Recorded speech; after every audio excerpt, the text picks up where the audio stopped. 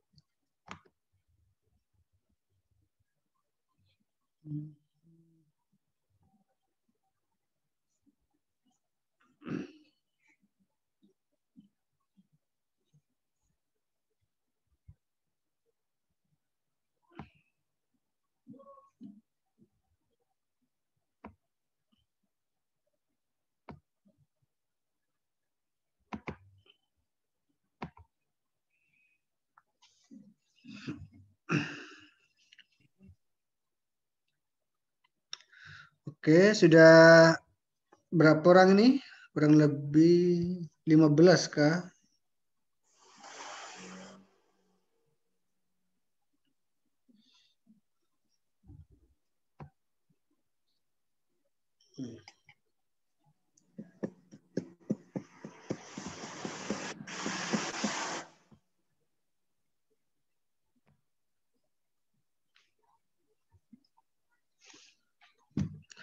Oke, selamat sore semuanya, Bapak Ibu. Selamat sore, Bapak.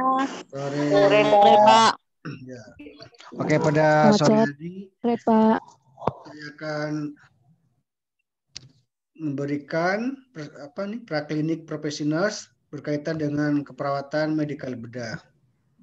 Nama saya Rohmani, kemudian saya bagian dari Departemen KMB. Kemudian saya akan menjelaskan tentang bagaimana sih praktek, kemudian tren isu keperawatan medikal bedah sekarang ini.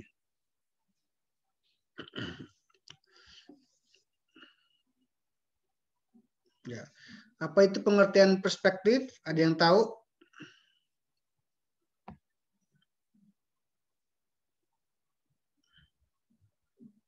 Oke. Perspektif keperawatan medikal bedah ya di praklinik ini bahwa kalau Bapak Ibu semua nanti praktek di rumah sakit ya, kita ada dua kemungkinan. Mudah-mudahan sih kalau pandemi ini sudah berakhir bisa ke rumah sakit. Tetapi kalau tidak ada berakhirnya, belum berakhir, berarti kita akan modifikasi kalau yang bekerja di rumah sakit sambil bekerja di rumah sakit ambil kasusnya masing-masing. Nanti setelah ini praklinik selesai, nanti kita akan rapat kembali tentang kesiapan dari pembelajaran atau praktek klinik keperawatan dasar profesi begitu. Ya, karena di mana-mana KDP itu yang pertama kali dilakukan pembelajaran praklinik tersebut. Ya. Oke.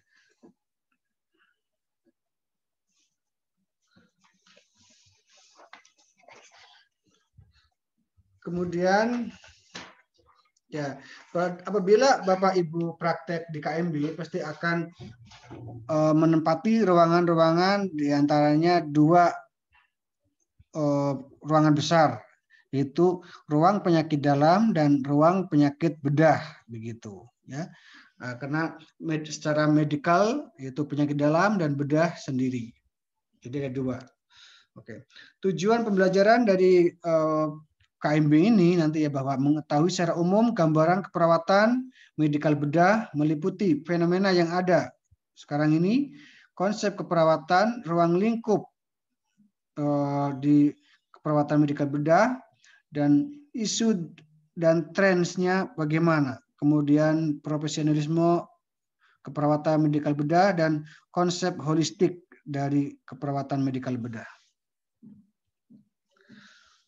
Ya, tujuan dari pembelajaran KMB ini nanti secara praktek kliniknya diharapkan bahwa Anda semua, Bapak Ibu, sudah belajar secara teoritis, mungkin yang sudah dari S-Corp, ataupun yang dari D3 yang ambil S-Corp, ataupun yang dari D4 ambil nurse ini, sudah mengenal yang namanya materi kuliah KMB 1, KMB 2, dan KMB 3 yang pernah didapatnya.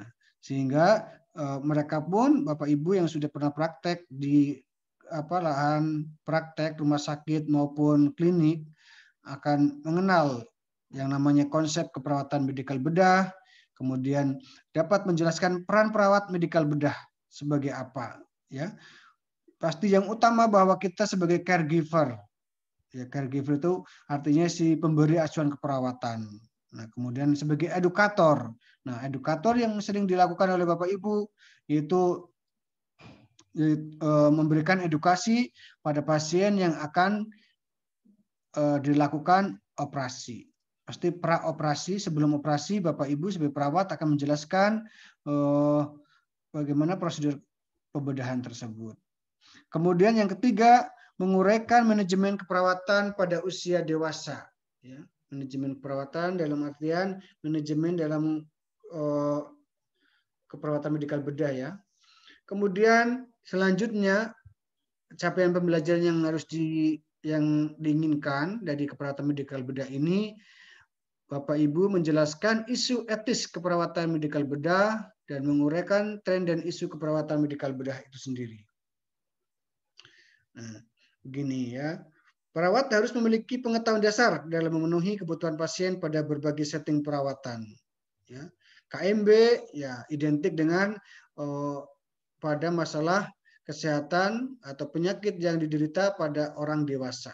Ya, atau kalau kita di Undip itu namanya bukan KMB peminatannya, tapi keperawatan dewasa. Karena khusus KMB sama saja namanya perawatan dewasa disebut KMB begitu.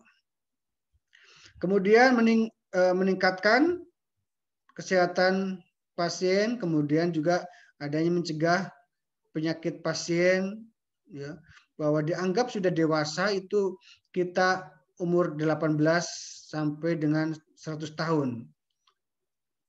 Mungkin masih adakah orang sekarang bisa hidup sampai 100 tahun? Atau lagi lagu ngomongnya sampai 1000 tahun lamanya begitu. 100 tahun saja nggak mungkin, apalagi ya sampai 1000 gitu ya. Kalau 100 tahun masih ada 1-2 orang gitu. Kalau zaman sekarang. Oke.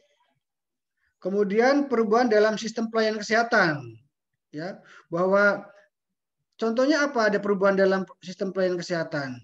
Dulu kalau orang tidak bisa BAB 5 hari 6 hari itu Bapak Ibu menggunakan enema. Sekarang enema sudah nggak bisa. Sudah jarang dilakukan di rumah sakit besar ya. Mungkin kalau di rumah sakit daerah masih ada atau tidak itu. Tapi selama ini saya lihat di rumah sakit besar itu sudah nggak ada. Mungkin di Jayapura pun kalau saya melihat anak-anak mahasiswa praktek di rumah sakit sudah nggak ada enema atau huknah tinggi, huknah rendah itu sudah nggak ada begitu. Karena adanya perkembangan teknologi bahwa yang namanya dunia keperawatan itu semakin maju, semakin berkembang. Ya, makanya pendidikan kita ini disebut sebagai pendidikan tinggi. Ya. Dengan perkembangan teknologi diharapkan sebagai tenaga perawat, sebagai tenaga profesi, pengetahuannya pun harus meningkat. Maka peningkatan pengetahuan sangat diperlukan di dalam dunia keperawatan, profesi keperawatan ini. Ya, dengan peningkatan pengetahuan diharapkan dalam pelayanan pada pasien itu lebih optimal. Dengan levelnya Bapak Ibu semua, waktu D3 itu STR-nya level 5, nanti kalau sudah nurse levelnya 7, karena Anda sudah dianggap pengetahuannya sudah meningkat, sudah baik. Kemudian disitulah nanti bagaimana Anda bisa menganalisis suatu masalah yang ada di pasien, terutama masalah kebutuhan dasar manusianya, bagaimana menentukan tindakan keperawatan mandiri yang baik pada pasien tersebut. Sehingga diharapkan Bapak Ibu ini bisa atau mampu berpikir kritis ya untuk melakukan perawatan yang kompleks dan holistik. Ya, itulah sebagai perawat KMB. Karena penanganannya kompleks nanti. Ya. Konsep keperawatan medikal bedah, bahwa perawat memenuhi kebutuhan pasien menggunakan pendekatan asuhan keperawatan. Ya, namanya kalau kita perawat asuhan keperawatan, kalau bidan asuhan kebidanan, kalau dokter ada sendiri kedokteran ya, luar kedokteran gitu. Nah, konsep keperawatan medikal bedah ini itu diharapkan bahwa dalam memberikan asuhan keperawatan itu si pasien dapat memperoleh kenyamanan, dapat meningkatkan dan mempertahankan kesehatan pasien, kemudian dapat melakukan upaya preventif, ya pencegahan kalau belum terjadi, maupun promotif, mendeteksi dan mengatasi kondisi berkaitan dengan penyakit pasien. Nah, kalau pada pasien yang di rumah sakit, jadi kita sebagai perawat bedah, perawat medikal bedah, ya, itu bisa mengoptimalkan atau mengupayakan adanya recovery atau pemulihan dari pasien tersebut. Kemudian selain itu membantu pasien menghadapi kematian secara bermartabat, ya, atau bahasa keren itu mati secara damai, begitu ya. Rest in peace itu bisa mengarahkan pada keadaan sakaratul maut atau keperawatan menjelang ajal, kita bisa mengarahkan mereka secara baik seperti itu dan disesuaikan dengan agamanya masing-masing. Fenomena yang ada bahwa yang menjadi objek keperawatan medikal bedah yaitu penyimpangan atas tidak terpenuhinya kebutuhan dasar manusia, ya. Kebutuhan dasar manusia menurut Maslow dari fisiologis sampai aktualisasi diri, begitu, ya. Akibat adanya perubahan gangguan fungsi, ya, fungsi struktur atau fungsi organ itu sendiri, itu namanya penyimpangan atau tidak terpenuhinya kebutuhan dasar manusia akibat adanya perubahan atau gangguan struktur atau fungsi organ. Medikal bedah adalah kasus penyakit dalam dan bedah dan diasumsikan pada orang dewasa. Ya, bahwa tadi saya awal sudah menjelaskan bahwa medikal bedah itu berarti kita ambil kasus yang ada di ruang penyakit dalam dan ruang bedah, begitu ya. Nanti kalau di rumah sakit dok 2 banyak, ada bedah wanita, bedah pria, ada bedah ada saraf, ada ortopedi, ada ruang paru-paru dan lain sebagainya. Ada penyakit dalam wanita, penyakit dalam pria, begitu. Ya. Oke, selanjutnya perubahan fisiologis. Ya. Berarti kalau perubahan fisiologis, berarti perubahan secara dari kata fisik dan logos. Fisik artinya tubuh, ya, anggota tubuh kita, dan logos itu ilmu. Berarti ilmu yang mempelajari tentang tubuh, fisik tubuh kita secara fungsional, secara normalnya. Tetapi akan mengalami patofisiologis apabila kita mengalami masalah kesehatan, begitu. Nah, di sini banyak kali ya, ada gangguan eliminasi, gangguan nutrisi, gangguan cairan dan elektrolit, gangguan rasa nyaman, gangguan perfusi jaringan, gangguan oksigenasi, gangguan apalagi ada gangguan eliminasi, nutrisi, cairan, perfusi jaringan, nyaman, ya, gangguan saraf dan sebagainya ya. Kemudian perubahan atau gangguan struktur fungsi organ itu biasanya ada di penyakit dalam dan bedah. Ya, ini kalau kita penyakit dalam dan bedah ini pasti ada masalah di situ, perubahan gangguan struktur atau fungsi organnya itu sendiri. Nah, tadi bahwa hierarki Maslow ada mengatakan piramida ini ya, dari fisiologis, makan, minum, tidur, pakaian, dan lain-lain, rasa aman, aman dan nyaman gitu ya. Keamanan, keteraturan, stabilitas dan lain sebagainya, sosialnya, afeksi, relasi keluarga dan lain sebagainya ya, love and belonging di situ ya, penghargaan yaitu pencapaian status tanggung jawab, reputasi dan lain sebagainya, aktualisasi diri yaitu pengembangan diri, pemenuhan ideologi dan lain sebagainya. Seperti itu. Kemudian praktik keperawatan medikal bedah. Ya, bagaimana dalam praktik keperawatan medikal bedah ini menggunakan langkah-langkah ilmiah. Ya, Anda Bapak Ibu semua sudah belajar yang namanya proses keperawatan, itu ada 5. Yaitu pengkajian, perencanaan, diagnosis keperawatan, implementasi dan evaluasi. Ya, ada yang mengatakan 6, ada yang 5, ada yang 4. Gitu ya.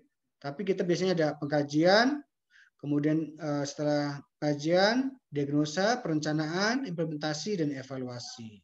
Seperti itu.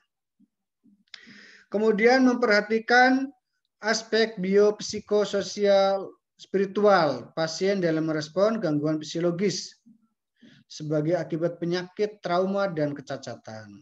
Ya, bahwa kita sebagai seorang perawat nanti ya, dari ilmu keperawatan medikal bedah ini lihat dari aspek atau segi biologisnya, dari secara fisiknya ya, karena kita harus mengetahui masalah ada di organ apa ini pasiennya. Kemudian psikologis, ya, psikisnya bagaimana ya, antar psikis orang satu dengan yang lain itu akan berbeda ya, jadi kita harus tahu sebagai perawat. Ya. Orang dicubit satu biasanya diem saja, kalau yang satu lagi sudah teriak, gitu ya. Secara psikis itu akan mempengaruhi, berbeda orangnya. Kemudian sosial, ya, bagaimana dia dalam tatanan sosialnya. Makanya kita tahu dia berpendapatan berapa, kemudian dia tinggal sosialnya di mana, ya, tempat tinggalnya di mana, harus tahu. Oh, di daerah sini. Kemudian dia orang mana, asalnya. Kalau Papua ini kan sudah Bhinneka Tunggal Ika sekali. Semua ada berbagai suku. Dari Jawa, Bugis, Makassar, dan sebagainya. Papua, kemudian Ambon, itu ada semua di Papua ini. Jadi kita harus bisa memperhatikan aspek biopsikososial, kultural dari pasiennya kita. Dalam respon gangguan fisiologis ya, gangguan masalah di fisiknya mereka sebagai akibat penyakit ya, berarti penyakit yang dideritanya atau trauma. Trauma itu kenapa? Kecelakaan dan lain sebagainya begitu ya. Kemudian kecacatan. Ya, itu harus kita hadapi. Ya, kita harus memperhatikan aspek-aspek itu pada pasien di rumah sakit. Kemudian selanjutnya itu memerlukan pemahaman akan patofisiologis atau mekanisme terjadinya gangguan dan manifestasi klinis. Ya, kita memerlukan pemahaman secara patofisiologis. Makanya yang pertama bahwa kita waktu semester 1 Anda semua sudah belajar namanya anatomi fisiologis. Ya, anatomi urian tubuh, fisiologis, jadi fungsi-fungsi secara normalnya. Nah, setelah itu Anda naik lagi tingkatan semester 2, naik belajar tentang patofisiologi. Nah, patofisiologi ini berarti belajar tentang keabnormalitasan atau ada masalah di dalam struktur tubuhnya kita itu. Ya. Mekanisme gangguan dan manifestasi yang ada pada pasien tersebut, sehingga itu akan menjadi dasar Bapak Ibu semua untuk memberikan intervensi keperawatan. Ya. Di sini fungsi sistem tubuh yang optimal, pemenuhan kebutuhan dasar, itu akan membantu meningkatkan produktivitas, membantu dalam menghadapi kematian juga ya. Bahwa kalau kita sudah secara optimal, secara produktif, tetapi kalau diambil sama Tuhan, sudah suruh waktunya dipanggil sama Tuhan, ya bagaimana lagi seperti itu. Ya. Yang penting kita sudah bekerja secara maksimal, usahanya secara maksimal, tapi hasil kita serahkan kepada Tuhan yang Maha Kuasa. Seperti itu.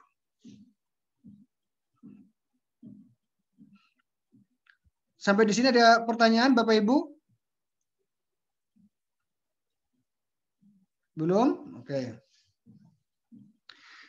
Nah, di sini ada penyakit, trauma atau kecacatan yang dihadapi dalam pasien bedah ini ataupun penyakit dalam ini. yang bersumber dari sistem tubuhnya, ya. Mungkin ada penyakit sirosis hepatis, ada kecelakaan KLL, ataupun ada demam diabetes mellitus yang harus dilakukan amputasi, menyebabkan kecacatan dan lain sebagainya.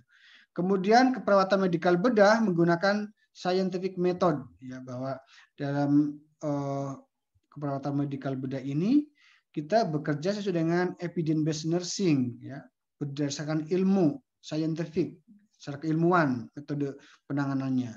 Makanya kita kenal yang namanya untuk mengurangi nyeri dengan apa? Tadi relaksasi nafas dalam. Kemudian ada terapi modulasi, yaitu adanya kompres, gitu. Kemudian adanya distraksi, itu sudah secara IBN, evidence based nursing, atau IBP, evidence based practice nursing, gitu. Kemudian secara profesional, kemudian berlandaskan ilmu pengetahuan dan etika keperawatan. Nah, kita memberikan secara etik legalnya harus baik juga, ya. Bagaimana Anda dalam memberikan asuhan itu tetap menyarankan kepada pasien, ibu mau dirawat dengan dokter siapa? Ini dokter ini dengan ini. Biasanya kalau di rumah sakit swasta itu malah menawarkan.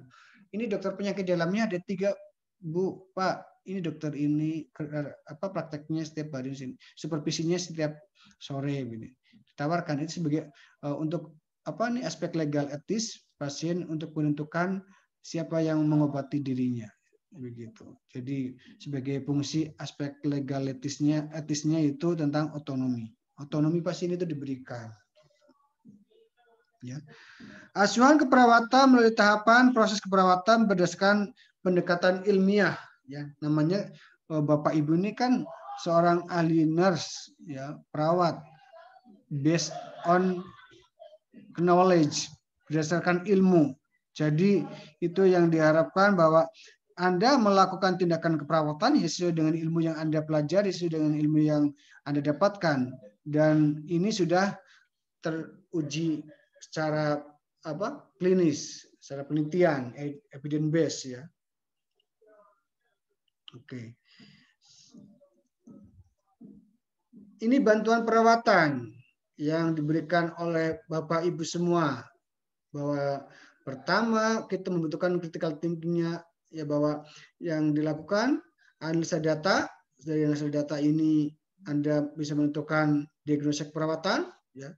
Anda sudah menentukan data subjektif, data objektif, ya, sebagai data fokus atau data dasar.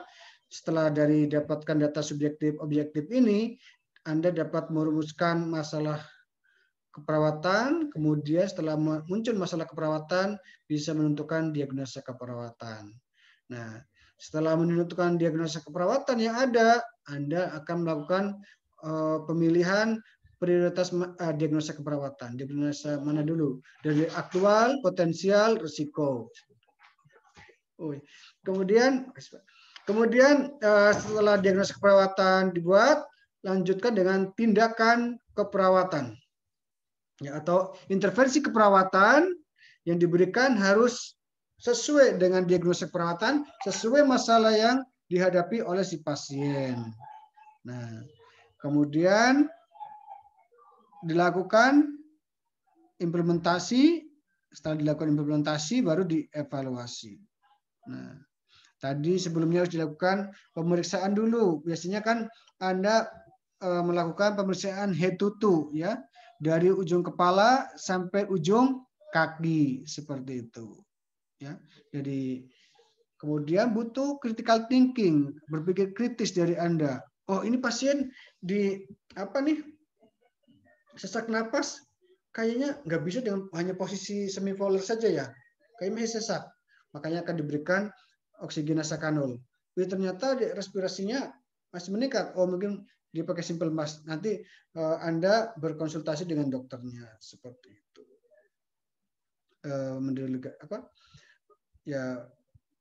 Maksudnya mencari permasalahan dengan dokter untuk mengatasi pada pasien tersebut, ya. Dibutuhkan berpikir kritis untuk menentukan tindakan pada pasien. Oke, yang pertama tadi setelah kita pemeriksaan fisik, kemudian pengkajian, ya pengkajian itu biasa, Anda mungkin sudah nggak asing, yang namanya langkah pertama dan paling penting dalam menyusun proses keperawatan. Ya, mengkaji dulu masalahnya apa. Kita kaji dulu pertama ya, nggak langsung menentukan diagnosa keperawatan. Begitu. Anda juga pendekatan pada orang pasti dikaji dulu nih, ya, mengkaji temannya ini benar nggak ini pasangan hidup saya, begitu. Dikaji dulu masalahnya. Ada masalah pasti dikaji, tidak langsung ambil tindakan, begitu ya. Merupakan langkah pertama dan paling penting dalam menyusun proses keperawatan.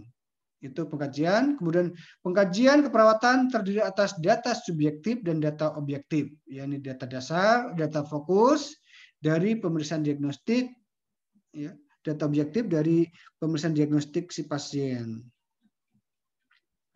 Kemudian pengkajian individu terdiri atas riwayat kesehatan. Nah, tadi ada biasanya kita membuat riwayat kesehatan saat ini, sekarang, atau riwayat kesehatan dahulu, atau riwayat penyakit keluarga, biasanya ada pengkajian juga di situ ya. Kemudian pemeriksaan fisik, data objektifnya. Oke. Diagnosis keperawatan. Setelah data terkumpul, ya, data tadi Anda sudah membuat DODE, DSDO, perlu melakukan analisis, kemudian mengidentifikasi masalah atau respon terhadap proses kehidupan dan statusnya si pasien tersebut, status kesehatannya. Nah, ada jenis diagnosa perawatan, ada aktual, ini potensial, risiko, dan sindrom. Tapi yang kita kenal biasanya aktual, potensial, sama risiko, gitu ya. Oke. Kemudian lanjut ke perencanaan. Ya. Nanti kalau untuk pembekalan berbeda lagi ya, untuk pembuatan format ASKAP KMB nanti sebelum turun praktek KMB. Ini hanya praklinik awal gitu ya. Langkah pertama adalah menetapkan tujuan dan menentukan outcome yang terukur. Ya, perencanaan tadi bahwa kaji tanda-tanda vital pasien. Kalau ini pasien dengan nyeri, berarti kita harus mengkaji nyerinya, PQRST-nya, begitu ya. P-nya paliatif atau provokatif, quality, region, kemudian severity, dan time-nya, seperti itu. Jadi langkah pertama menentukan tujuan dan menentukan outcome. Langkah pertama adalah menentukan tujuan dan menetapkan outcome yang terukur. Jadi bahwa tujuan dan kriteria hasil di sini. Ya, bahwa setelah dilakukan tindakan keperawatan 3x24 jam, diharapkan pasien nyerinya berkurang. Ya. Tadinya nyeri berat menjadi nyeri sedang atau nyeri ringan, begitu. Ya. Kemudian sudah tidak meringis kesakitan. Kalau di NOC atau di NANDA itu pakainya NOC, nursing outcome level, begitu ya. Berarti level nyeri, pain level, itu manajemen level, katakan seperti itu. Selanjutnya mengidentifikasi intervensi keperawatan yang dibutuhkan untuk memenuhi tujuan dan outcome. Nah, setelah itu kita mengidentifikasi masalahnya. Intervensi yang pas apa pada masalah tersebut tadi. Contohnya pada nyeri. Okay. Komunikasikan rencana keperawatan pada pasien dan seluruh yang terlibat dalam rencana keperawatan. Ya, kalau dulu kita kenal yang namanya dalam rencana keperawatan atau intervensi keperawatan diajarkan bahwa minimal ada komponen ONEC. ONEC itu apa? Ada 4 komponen ONEC itu observasi, nursing, intervention, kemudian education, dan C-nya collaboration. Jadi kalau membuat intervensi minimal ada 4 komponen tersebut, begitu. Makanya kalau observation itu ada kaji tanda-tanda vital atau pantau nyeri pasien, begitu. Nursing camp-nya, nursing intervention-nya berarti tindakan perawatannya apa tadi? Ajarkan, ya, latih pasien untuk tarik nafas dalam dan sebagainya. edukasinya apa begitu ya. Kemudian kolaborasinya dengan dokter, walaupun kita kata-katanya kolaborasi, tapi pemberian obat sesuai advis dokter yaitu analgetik seperti itu. Komunikasikan rencana keperawatan pada pasien dan seluruh yang terlibat dalam rencana keperawatan. Rencana keperawatan dapat merujuk pada NIC, ya, Nursing Intervention Classification. Mungkin kalau yang masih baru-baru nggak asing dengan NOC, NIC begitu ya. Mungkin sudah yang terbiasa, boleh juga pakai Marling Dungus begitu ya. Perpola Gordon juga boleh. Begitu. Tapi biasanya kita sudah SDKI, SIKI begitu ya, yang dari PPNI punya, tetapi nggak beda jauh juga, karena mereka mengadopsi juga dari Nanda Niknok, cuma mempermudah bagaimana membuatnya di Indonesia begitu. Setiap NIC terdiri dari beberapa aktivitas untuk memenuhi kebutuhan dasar pasien, ya, bahwa kan NIC itu manajemen nyeri, itu namanya NIC. Kemudian aktivitasnya apa? Mengukur tanda-tanda vital, EKG skala nyeri, pemberian pemberian analgetik, itu namanya sudah masuk ke aktivitasnya. Atau kadang analgesic administration, nanti pemberian analgetik, itu ke aktivitas namanya. Jalan napas, ini contohnya ya, nursing outcome, pasien mudah bernapas, frekuensi napasnya baik, ya, irama napas, ansietas dan sebagainya. Kayak ini NIC-nya ini namanya airway management, manajemen jalan napas. Ini namanya aktivitasnya tadi ya. Buka jalan napas, gunakan teknik chin lift atau jaw thrust. Ini namanya aktivitas-aktivitas. Kalau ini yang di atas namanya NIC-nya, intervention-nya. NIC, nursing intervention classification-nya, ya. Yang di bawah namanya aktivitas-aktivitasnya. Biasanya kalau kita sudah mahir, nggak usah ditulis di bawahnya, cuma di atas. Air management, oh berarti sudah ada buka jalan napas, posisikan, identifikasi. Itu kalau Anda sudah mahir. Saya kemarin juga praktek spesialis masih ditulis semua begitu, karena manusia tempatnya salah dan dosa dan lupa juga begitu. Jadi harus lengkapin begitu. Karena banyak yang dipikirkan. Kalau kita sudah terbiasa terus menulis, ya lama-lama bisa juga sih sebenarnya. Gitu ya. Implementasi, ya disebut juga interpretasi, itu melaksanakan rencana untuk mencapai tujuan dan hasil. Implementasi, perawat terus mengkaji respon pasien, memodifikasi rencana yang dibutuhkan, pastikan untuk mendokumentasikan perawat. Kemudian evaluasi, menentukan efektivitas rencana keperawatan, lakukan pengkajian respon pasien berdasarkan kriteria tujuan. Jika tujuan dan outcome tidak tercapai, perlu dipikirkan kembali rencana kerja melalui suatu proses untuk mengembangkan rencana perawatan yang lebih efektif. Oke. Diharapkan perawatan tepat guna. Ya, fase 1 bantuan perawatan tuntas, ya, selesai. Kemudian diharapkan jalur komunikasinya juga efektif, ya, komunikasi terapeutiknya terarah dengan baik. Nah, begitu. Selanjutnya ada perawatan mandiri dan home care. Ya, biasanya itu perawat medikal bedah bekerja sama dengan perawat komunitas. Itu kita, kalau Anda mau penanganan lanjut pasien yang habis operasi di rumah sakit, itu kalau kita, Pak, aduh nanti setelah ini saya harus gimana lagi ya setelah kontrol selesai. Boleh Pak, saya di rumah buka praktek mandiri untuk perawatan luka. Boleh diarahkan seperti itu. Kayak saya punya teman di Depok seperti itu. Dia nanti kebetulan bekerja di ruang bedah dan ruang luka bakar. Jadi kalau ada pasien yang sudah harus pulang di rumah kemudian kontrol, setelah kontrol selesai, di perawatan lukanya dengan teman saya itu. Ya, bolak-balik ke rumahnya atau enggak dia dipanggil ke rumahnya si pasiennya. Tetapi dengan kalau ke rumahnya si pasiennya berarti administrasinya, pembayarannya berbeda dibandingkan ke rumahnya si orang tersebut, si perawat tersebut. Ya.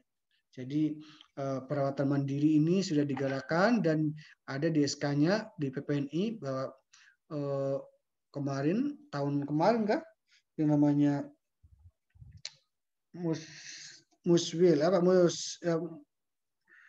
Muswil PPNI kah itu di Jayapura ini tentang perawatan mandiri dan home care itu untuk digalakkan. Muswil Musyawarah Wilayah Papua PPNI Papua itu. Perawatan mandiri dan home care itu sekarang lagi gencar-gencarnya. Makanya itu kita ada yang tergabung dalam One Care Indonesia dan Inwokna. Ya, Indonesian One Care Estimate Nursing Association gitu ya. Itu perawatan mandiri, ada perawatan lukanya sendiri. Oke. Kemudian tadi yang saya sampaikan ada peran perawat medikal bedah. Peran perawat medikal bedah sebagai koordinator perawatan, ya, melakukan kolaborasi dengan tim kesehatan lain sebagai bagian dari perencanaan perawatan interdisiplin. Ya, biasanya kan kalau pagi-pagi itu ada supervisi dokter, ya, kita masuk di dalamnya juga. Salah satunya nanti sebagai katim kah, kepala ruangan kah, gitu akan ikut rapatnya di situ. Biasanya ini masalah pasien A apa ya? Kayak sampai sekarang dia perdarahannya nggak sembuh-sembuh, gitu. Kok lukanya merembes terus seperti itu? Nanti dibicarakan. Oh ternyata pasiennya makannya jarang ini. Jadi bagaimana proses penyembuhan lukanya mau cepat? Kemudian pemberi asuhan keperawatan atau yang disebut caregiver, ya. Melakukan perawatan fisik menggunakan keterampilan seperti memberikan pengobatan dan melakukan pengkajian yang komprehensif. Gitu ya. Pengobatan di sini pasti sesuai dengan advice dokter, sesuai dengan kolaborasi yang sudah dilakukan. Kemudian intervensi psikososial dan spiritual, ya, karena pasien cemas, ya, harus dilakukan secara psikososialnya bagaimana kita atasi. Kemudian spiritual, ya, arahkan berdoa menurut agama dan kepercayaan masing-masing, begitu. Kemudian ada aktivitas kolaboratif interdependen dan independen. Interdependen berarti kolaborasi dan independen berarti mandiri, begitu ya. Itu biasanya yang interdependen pernah soal uji kompetensi juga keluar. Perencanaan perawatan berkelanjutan, ya. Perawat berkelanjutan setelah pasien keluar dari rumah sakit dan home care.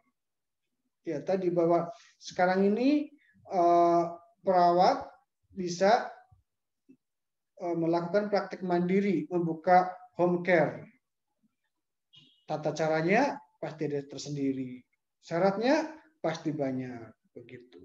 Selain STR, selain SIPP, dia harus ke Kesbangpol, ke dinas kesehatan, ya, ke dinas terkait, begitu. Kemudian ada rekomendasi dari PPNI kotanya atau daerahnya ataupun dari provinsinya, seperti itu. Edukator, yaitu pendidik kesehatan pada pasien merupakan komponen utama, ya, bahwa perawat bekerja sama dengan individu sebagai pasien, ya, sebagai keluarga ataupun pengasuh. Penkes sangat penting saat perencanaan pulang dari rumah sakit. Ya, discharge planning nama lainnya. Discharge planning itu Penkes yang wajib dilakukan oleh perawat. Ya, Pak, ini ya hari ini pulang, besok setelah 3 hari obat habis datang. Kemudian obatnya ini harus diminum ini ya tepat 3 kali sehari. Kemudian jangan sampai telat, kemudian seperti itu. Jelaskan. Jangan sampai lukanya membuka dan sebagainya. Diajarkan juga kalau pasien sudah ini, diajarkan cara perawatan lukanya. Perawatan lukanya kadang ke pasiennya takut, kadang malah yang nungguin si pasien, ya, keluarga pasien juga kadang takut. kita perawatan luka malah dia tutup muka begitu. Terus bagaimana? Cari keluarga yang lain suruh datang. Ada, saya pernah mengalami di ruang bedahnya RCM, cucunya atau apa, mbahnya itu luka kolostomi, dia takut mau pingsan lihat usus yang di luar itu, makanya dia keluar begitu. Jadi harus besok ganti ininya, keluarganya yang ini menungguin pasien, diajarkan yang baik. Kadang ada pasien yang masih hari pertama itu masih denial. Setelah dioperasi, kenapa tempat BAB saya di daerah sini? Dia benar-benar nggak mau makan, gitu. Bagaimana peran perawat di situ? Ya, Anda pasiennya kok BAB lewat perut begitu, dia sampai nggak mau makan seharian. Gitu. Nah, sebagai edukator, bagaimana cara memberikan pankesnya pada pasien tersebut? Advokat, ya advokat. Bukan alpukat ya. Kalau alpukat itu buah alpukat, enak begitu ya. Advokat, pelindung. Perawat medikal bedah bersama pasien dan keluarga menginterpretasikan informasi dari tim kesehatan lain. Ya. Di sini peran perawat sebagai advokat, bahwa mungkin ada pasien, dok, tadi pasiennya kurang jelas tentang edukasi mau diberikan operasi batu empedu. Bolehkah saya akan menjelaskan lebih singkat lagi kepada pasien? Boleh. Kemudian, dok, ini pasiennya kurang mampu, nggak mau pakai ini, pakainya kayaknya masih bisa dilakukan secara laparoskopi, dok, nggak usah pakai laparotomi. Ini untuk batu empedunya. Itu berarti Anda sudah sebagai advokat, ya, advokat pada pasien. Bukan percaya. Oke, pulang. Ya, ini. Sudah, Pak Guru sudah. Enggak, maksudnya sudah berapa kali? Baru sekali, tapi sampai berapa soal? Itu tuh yang dikasih 1/2. Oh, bagi 2. Kalau saya bagi 3, masih 1 kali lagi. Sebentar ya. Oke, setelah ini ya. Kemudian change agent, ya, agen perubahan, di mana merencanakan dan mengimplementasikan suatu sistem untuk merubah perilaku kesehatan pasien. Ya. Jadi bilangin pasiennya, Bapak, Ibu, kakak, adik, ya, karena tadi Bapak sudah dilakukan operasi batu empedu, tolong kurangi makanan-makanan yang mengandung lemak dan kolesterol, karena empedunya Bapak sudah gak ada begitu.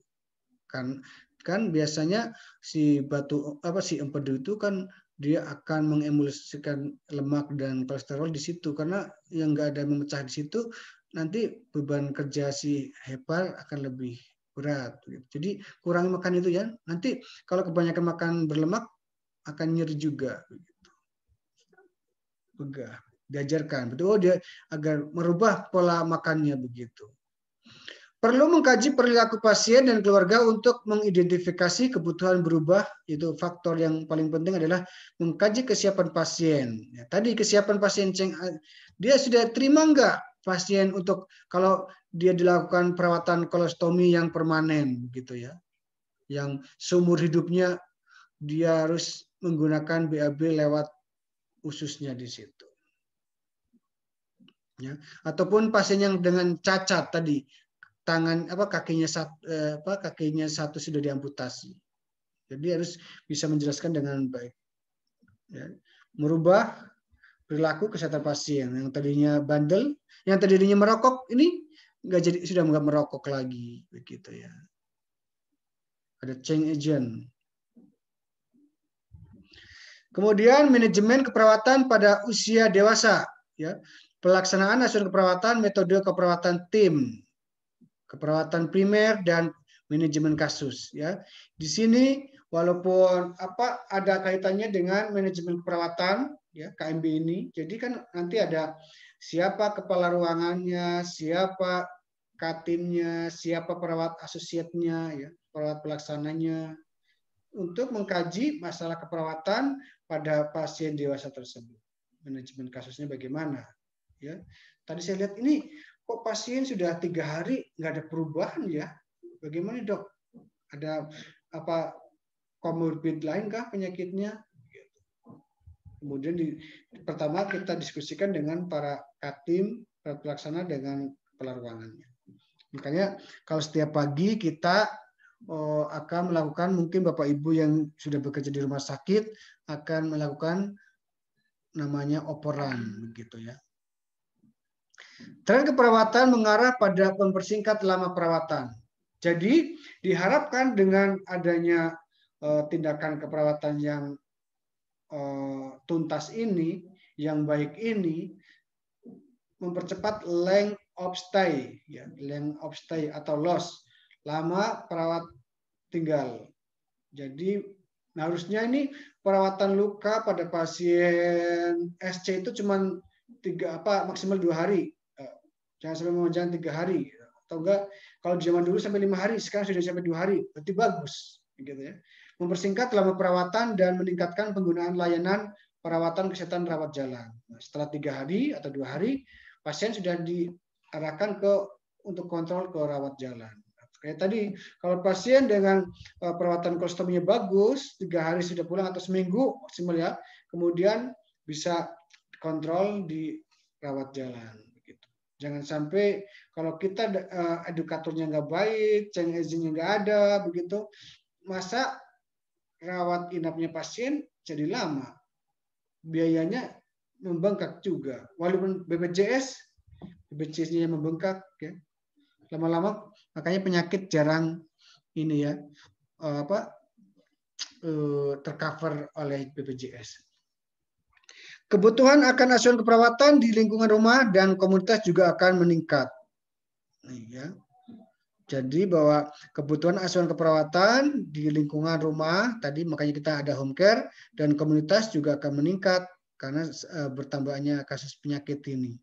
Dan untuk mempercepat proses penyembuhan ada perawat komunitas, ada perawat home care seperti itu. Banyaknya jenis layanan keperawatan baik di dalam maupun di luar rumah sakit menyebabkan perawat medikal bedah mempunyai banyak pilihan. Ya. Kita perawat medikal bedah banyak pilihan, boleh juga membuka home care begitu. Lingkungan keperawatan medikal bedah, lingkup keperawatan medikal bedah tidak hanya mencakup lingkungan keperawatan medikal bedah akut dalam rumah sakit, tetapi juga lingkungan perawatan yang berkembang di komunitas dan di rumah. Begitu. Ya, tadi yang namanya sekarang itu kita ada penggalakan, kan dulu tuh ada bidan desa, satu desa satu bidan. Sekarang itu ada one nurse, one village, on off gitu. Saya dibilang bahwa satu perawat, satu kampung, satu dusun. Yang dilakukan oleh Dr. Terawan kayaknya sudah mau di ACC itu bahwa satu perawat, satu kampung harus ada.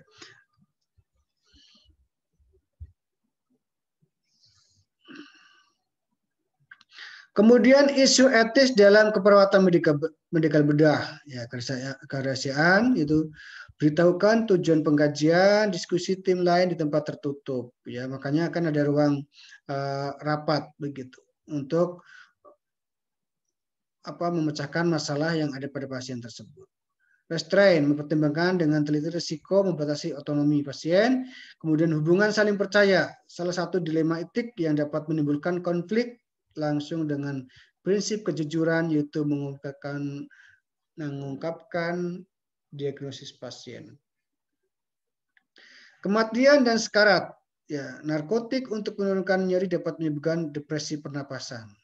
Ya, makanya kenapa narkotika nggak boleh dijual bebas?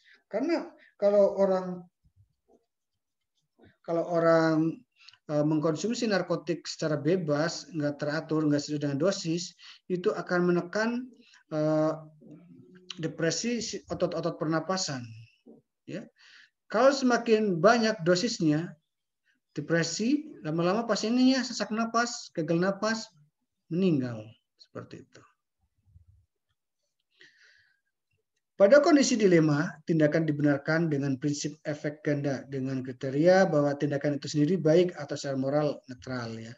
Secara tertulis berniat memberikan efek yang baik dan bukan yang buruk. Efek yang baik diraih dengan cara efek yang buruk. Terdapat keseimbangan yang proporsional antara baik dan buruknya. Kemudian menolak perawatan. Ya, bahwa perawat yang merasa terpaksa menolak memberikan perawatan bagi pasien tertentu menghadapi dilema etis. Ya, berarti Anda sudah melanggar sumpah profesi Anda. Gitu. Memberikan perawatan nggak mau begitu. Mungkin ada alasan penolakan konflik nilai pribadi, takut mengalami cedera, gitu biasanya.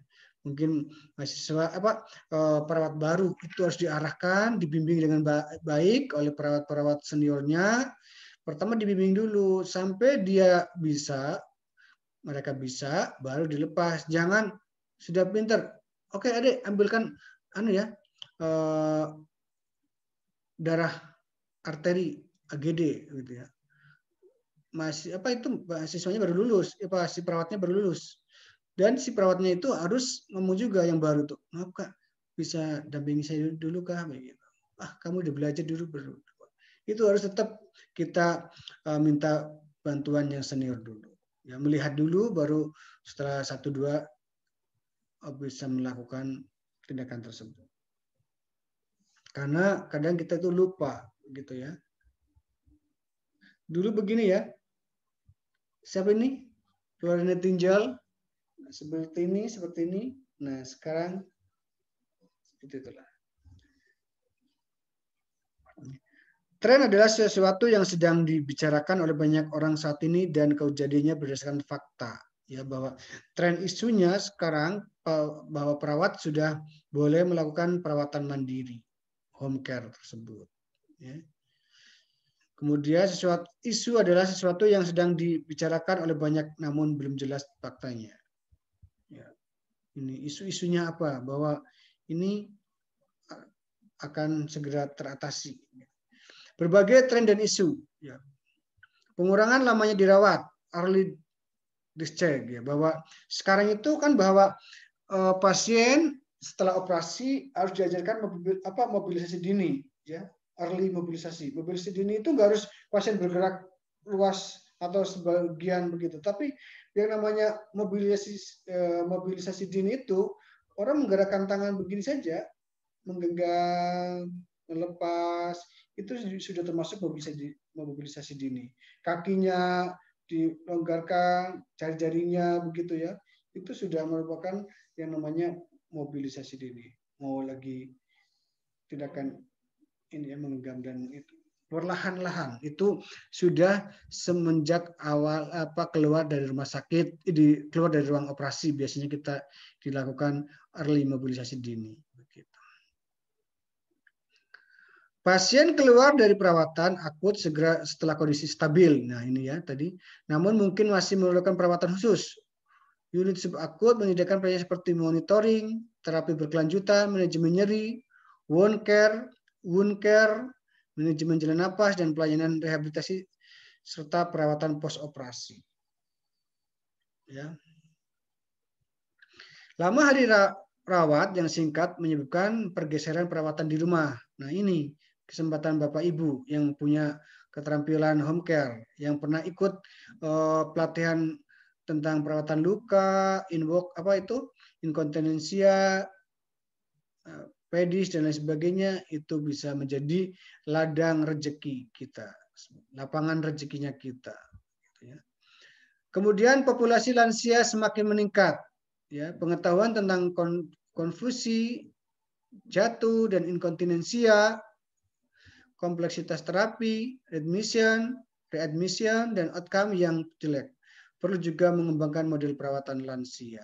Ya, makanya di Jepang itu butuh perawat gerontik sekarang, ya, perawat yang khusus menangani merawat pasien lansia.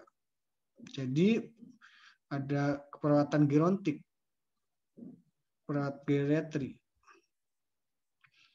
Kemudian peningkatan kepercayaan terhadap teknologi telenursing, ya sekarang zaman sudah canggih. dulu kita ada aplikasi melihat kalau orang mau melihat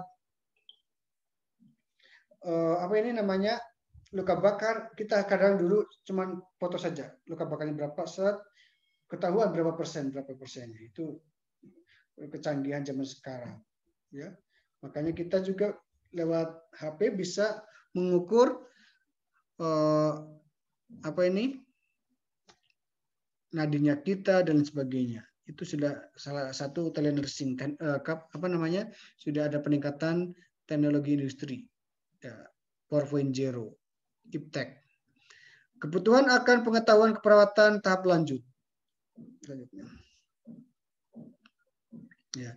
Perawat membutuhkan keahlian-keahlian klinik yang lebih baik, kemampuan berpikir kritis, serta keterampilan dalam penelaksanaan pasien. Ya, bahwa tidak hanya cukup di dunia pendidikan atau praktek saja, tetapi nanti Anda ikut pelatihan-pelatihan, ya, keahlian khusus. Kalau Anda mau jadi perawat home care, ya ikut perawatan luka, ya, inkontinensia.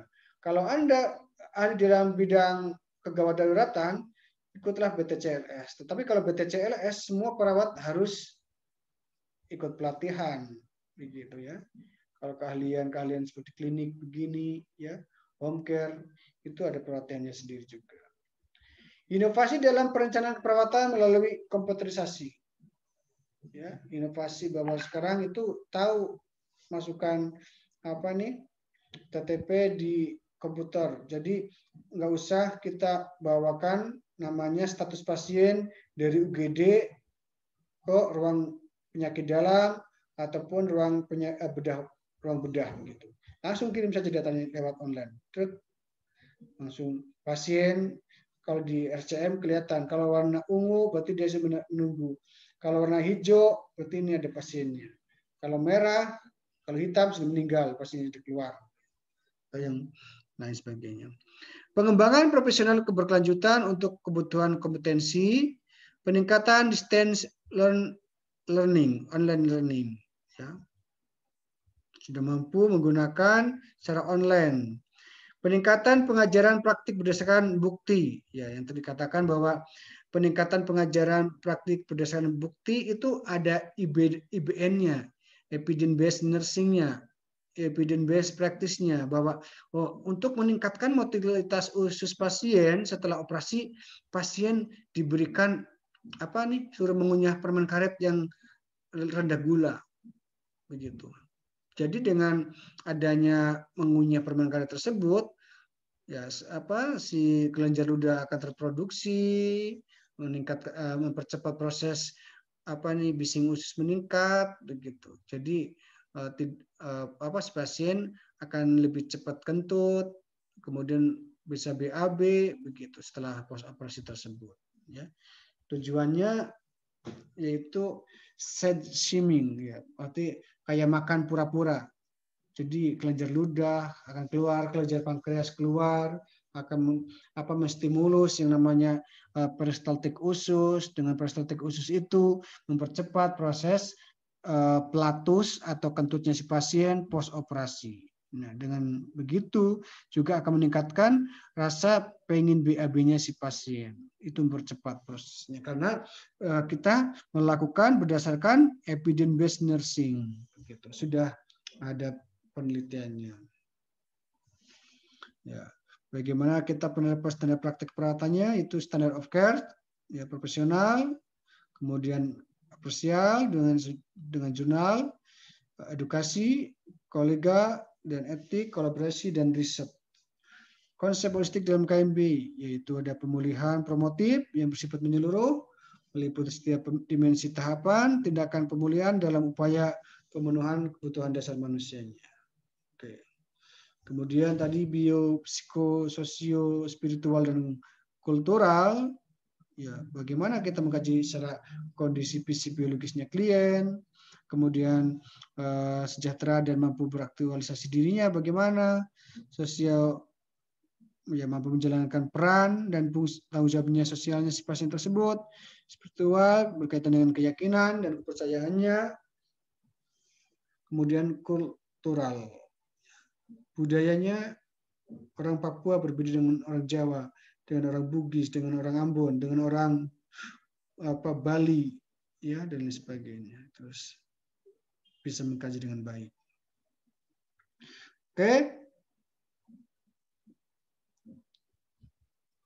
Sampai di sini ada yang perlu ditanyakan?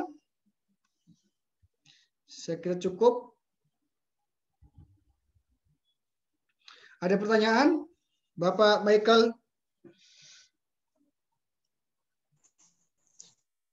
Ada yang mau ditanyakan, mau didiskusikan, silakan. Iya Pak, presentasi yang sangat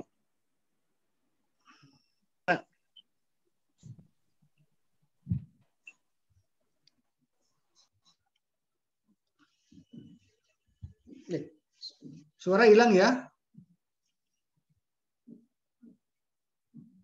Suaranya hilang.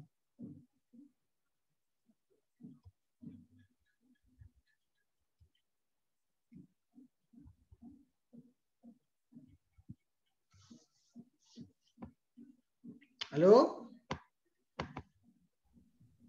Ya, Bapak. Siapa yang mau bertanya silakan.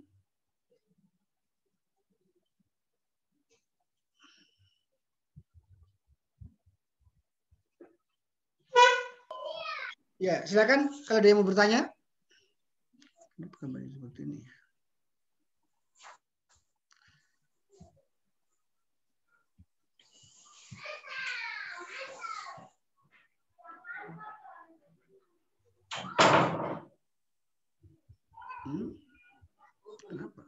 Ya, halo dari Timika. Ya, silakan Pak Yohanes, silakan kalau mau bertanya. Ya, Bapak, ini hari ini sungguh sangat jelas, terang kita ikuti. Cuma saya baru ikut di tengah. Oh ya, siap. Bapak pengalaman, ya yang kemarin itu ada komunikasi kalau tidak salah ya. Terus ada berapa lagi itu yang artinya kita mohon mungkin bisa dipandu supaya jelas seperti sekarang ini kita ikuti ini bagus sekali Bapak. Mohon izin. Nanti tolong dipandu. Kadang kita tidak connect betul untuk ikut informasi. Contoh kayak komunikasi kemarin, baru setengah jam jalan, tidak sampai itu kok sudah selesai. Aduh, tidak tahu kenapa. Iya, yang penting kita ada bisa lihat, kita bisa dengar, bisa kita copy atau kita rekam atau bagaimana, begitu Bapak. Oke, baik. Maaf ya Bapak izin. Oke, baik, makasih. Itu sangat membantu kami sekali sebagai pengelola Prodinas. Nanti akan menjadi masukan buat kami dan nanti kalau kurang jelas nanti mungkin saya juga bisa berbagi ya. Mungkin ada waktu juga kan minggu depan untuk ujiannya juga pengambilan nilai dari praklinik ini. Praklinik bisa diambil yang sudah dosen berikan dan nanti juga 1 minggu ke depan itu sebagai untuk pengambilan nilai dan setelah itu kita akan rapat untuk kelanjutan KDP-nya atau keperawatan dasar profesi Bapak Ibu semua. Kayak Pak Michael kan di rumah sakit ya, jadi nanti ambil kompetensi target kompetensi keperawatan dasarnya ya di rumah sakit. Pak Yohanes juga begitu, disesuaikan dengan rumah sakitnya masing-masing begitu. Kalau yang enggak itu bisa nanti ada kasus bayangan begitu juga ya, tentang ininya. Nanti kita modifikasi mungkin ada di lab keperawatan yang di Jayapura ini. Begitu ya. Kalau di rumah sakit, kemarin saya sudah arahkan sama Bu Bles, Pak Yohanes waktu di Timika, kita mengarahkan bahwa bisa ambil di rumah sakit masing-masing. Ataupun di tempat kerjanya masing-masing. Gitu. Ya. Mungkin perawatan oksigen. Masih ada Bapak? Ya siap Pak. Iya. Bapak masih ada, Bapak? Halo? Ya baik, halo? Baik, masih suaranya. Ya. Boleh ya, izin ya teman-teman. Boleh, silakan Pak. Iya baik, silakan Pak. Ini kendala lagi kemarin Pak Robert datang, kita konfirmasi setelah pertemuan harus berangkat keluar. Lalu saya sampaikan ke teman-teman, untuk saya buang dulu kalau keluar. Jadi kita ke klinik apa dokter siapa. Tapi tadi saya sudah konfirmasi bagian keperawatan RSUD, kebetulan direkturnya berangkat. Jadi Sebenarnya kita saja miskomunikasi. Jadi dari Pak Robert kemarin itu katanya kita untuk Timika tidak bisa masuk di RSUD Mimika, tidak bisa. Padahal salah di komunikasi saja. Padahal cuma kendalanya mungkin kesempatan ini saya sampaikan kepada Bapak tadi setelah konfirmasi dari rumah sakit minta surat dari MOU, Menteri Kesehatan kah ditujukan dari sana ditujukan ke RSUD Mimika untuk mahasiswa atau rumah sakit itu dijadikan sebagai rumah sakit yang nanti teman-teman datang belajar rumah sakit pendidikan kah seperti itu. Bapak Dora mungkin tahu. Oke, baik. Jadi intinya ada surat dari Menteri Kesehatan. Jadi Menteri Kesehatan kah? Kesempatan ini saya sampaikan kepada Bapak supaya Timika. Ya mungkin RSUD. Oke, baik supaya Pak. kita yang ada di kelas Timika tinggal lanjut. Oke, baik. Terima kasih Pak Yanis ya. Kemarin waktu saya sama Ibu Bestina waktu ke Timika, emang saya juga sudah menghadap ke bagian kabit keperawatan dan kasih keperawatan Bapak siapa itu. Saya sudah menghadap ke sana dan ya miskomunikasi bahwa Pak Robert katanya nggak boleh praktik di sana, di sana nggak menerima. Tetapi dari sana bahwa bukan begitu, tapi bahwa nanti buat MOU dulu karena kan ini profesional bukan D3, jadi harus ada MOU ulang lagi, MOU khusus dari nurse begitu. Nanti direktur sama direktur harus tahu begitu. Ya, master of understanding harus dibuat dengan seksama begitu. Jadi emang kemarin sudah di kabit keperawatan dengan kasih keperawatan pas Bu Bles sama saya kami ke sana itu saya masuk ke ruangan ya diterima dengan baik yaitu bahwa itu ada miskomunikasi. Bukan berarti kami menolak, enggak ada dari kami kata-kata menolak mahasiswa untuk praktek di sini, tetapi minta MOU-nya dulu. Bagaimana? Apakah emang layak rumah sakit Timika itu sebagai tempat pendidikan atau untuk praktek profesi mahasiswa nurse? Kan kita harus tahu apa target kompetensinya yang harus yang harus didapatkan oleh mahasiswa profesi nurse itu, gitu. Jadi enggak. Ini juga nanti kita akan bicarakan. Kami juga akan membuat MOU untuk kebetulan alhamdulillah saya sudah menyelesaikan MOU yang dari kelas Merauke. Kemudian mungkin berjalan ke Biak ke Supiori, kemudian yang sudah jelas hari ini Pak Direktur lagi di Timika di Merauke itu sudah jelas kemarin tadi malam saya sudah menyelesaikan buat MOU-nya dan kontrak tekan MOU-nya. Nah, kalau ini di Timika saya lagi pelajari dulu MOU contoh yang ada dari Uncen itu, kemudian karena setiap institusi berbeda antara satu dan yang lain. Nanti MOU kan bahwa MOU-nya langsung ke rumah sakit rumah sakit RSUD Mimika langsung ya, karena tempat praktek, bukan langsung ke bupati begitu sendiri. Dibeda-bedakan. Ada MOU langsung dengan rumah sakit, ada MOU dengan Pemda untuk mahasiswa tugas belajarnya atau izin belajarnya seperti itu, Pak. Mungkin Pak Michael juga begitu ya, yang dari Biak nanti. Mungkin kalau di Biak sudah belum sejauh mana karena saya belum pernah ke Biak juga untuk sampai proses nurse ini. Jadi kemarin Pak Direktur sudah sudah ke sana kemarin bagian dari Pak siapa yang telepon saya malam-malam untuk tentang MOU juga. Lupa nanti saya mau ulang kontak ulang lagi orang dari Dinas Kesehatan itu. Pembayaran mereka sampai tanggal berapa? Ternyata sampai tanggal 10 masih bisa. Izin Pak. Siap Pak Michael. Ya. Kalau di Biak, RSUD Biak Direktur sangat welcome. Ya. Kemarin kebetulan kami fasilitasi untuk bertemu dengan Bapak Direktur RSUD. Beliau sangat welcome. Ya, cuman karena untuk kepentingan akreditasi juga, karena setiap yang melakukan praktek itu harus ada MOU. Ya, jadi mungkin ya itu MOU-nya itu yang sangat sebagai dasar kita melakukan praktek di situ ada MOU dulu begitu ya, karena kita harus menjaga kita masing-masing ya. ya, keselamatan si mahasiswa, keselamatan juga dari rumah sakitnya, perawatnya dan sebagainya itu harus perlu diperhatikan. Setuju. Dan satu informasi lagi, kebetulan Bapak Bupati beliau juga sangat welcome. Dan untuk MOU tingkat Pemda itu dibicarakan mungkin barangkali itu levelnya pimpinan lah, bukan konsumsi kita. Iya. Oh iya, itu baik. Iya, kita tahu. Terima kasih. Ya, sama-sama. Jadi nanti kalau merasa yang kurang puas dengan materi komunikasi, boleh apa alasannya, nanti baru saya akan carikan tentang komunikasi lagi gitu ya, komunikasi terapeutik bagaimana yang baik dan lain sebagainya. Baik ya, begitu ya. Mungkin karena kemarin sinyalnya itu karena sinyal atau penyampaiannya bagaimana yang kurang jelas. Kayaknya mungkin sinyal. Barangkali sinyal. Barangkali sinyalnya ya. Nanti saya tanyakan ke Bu Ellen-nya begitu. Dari materi saya ada pertanyaan nggak nih?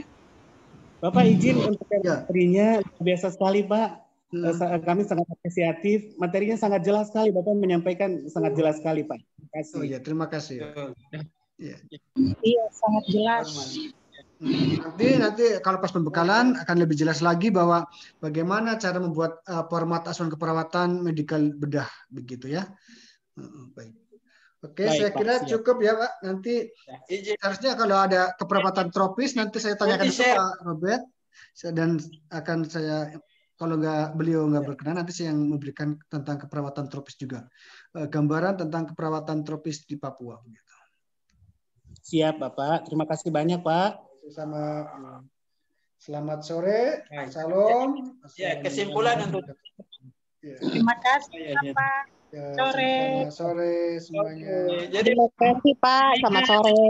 Selamat sore Pak. Terima kasih. Selamat sore Pak. Terima kasih.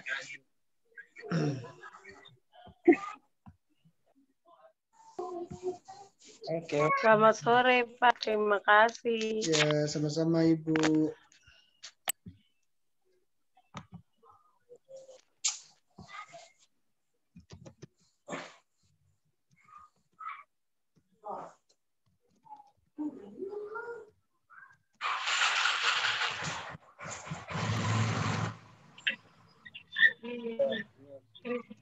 Bapaknya dia tidak mau ini ya.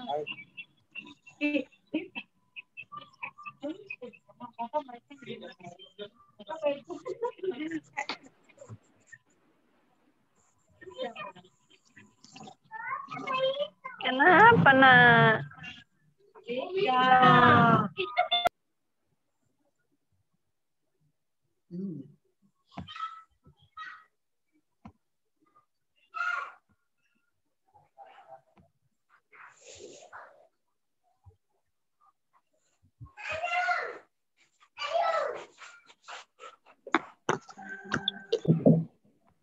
Selfie kok tertidur toh?